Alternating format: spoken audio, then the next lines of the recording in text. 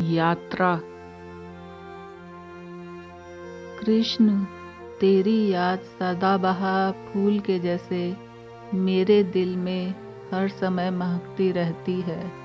मुद्दतें बीत गई, मालूम नहीं मैं कब से तुझसे बिछड़ी हुई हूँ। युग पर युग, जन्म पे जन्म बीत गए।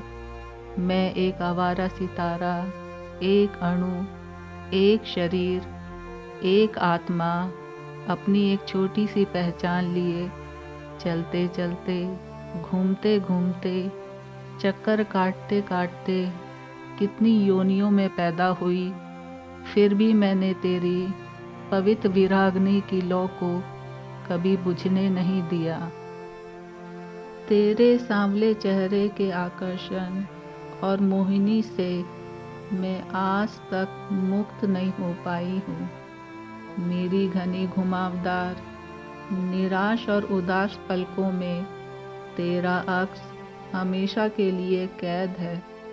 गहरी उदासी के नीले समुंदर की लहरों में थपेड़े खाते हुए मैं अपने हृदय में व्याकुलता लिए हुए हर पल किनारे लगने के लिए बेकरार हूँ। कभी कभी तेरी बंसी की तान मेरी भावनाओं की सिमटी हुई दुनिया में हलचल मचा देते हैं। मेरा दिल मीठे दर्द में सराबोर हो जाता है और मेरे होठों पर एक अजीब निराशपूर्ण मुस्कुराहट फैल जाती है। तेरी बंसी की उस नाजुक लय पर मेरी बेसब्र विरहनी रूह खींची चली जाती है।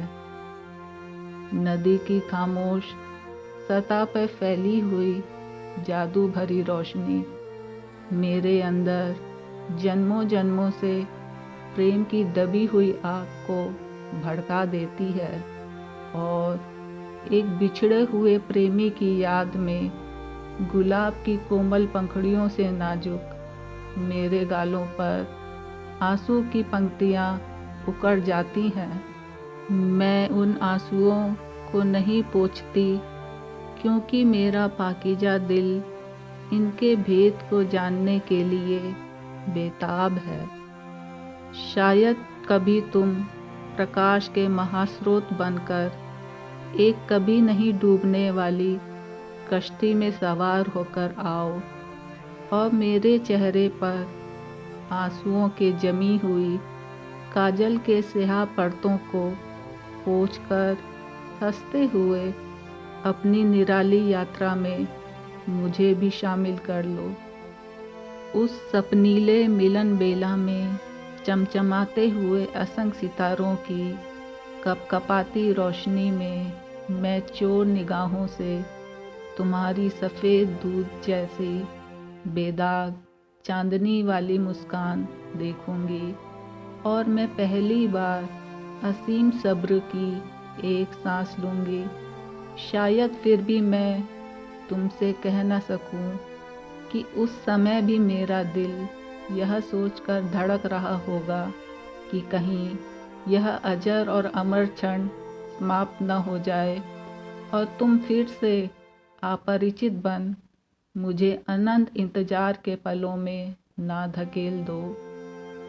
आग बरसती हुई तपती हुई दोपहरी में एक टेढ़ी मेढ़ी सकरी पगडंडी बनकर एक विराट आसमान के सीने को छूने की मेरी यह कोशिश शायद तुम्हें बचकाना लगे और तुम मेरी इस अशिष्ट सोच पर हंसो भी।